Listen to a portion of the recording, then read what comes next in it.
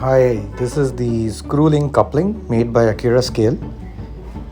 You can see it's very realistic and it comes as an accessory. It comes with the accessory pack when you buy the model. You have to fix the part. It's very small and requires very minute handling. You fix the entire screw coupling to the hook. You can see the steam heat pipes. It's used to heat the bananas which were used at that time, and also the vacuum brake pipe along with it. The buffers are spring mechanisms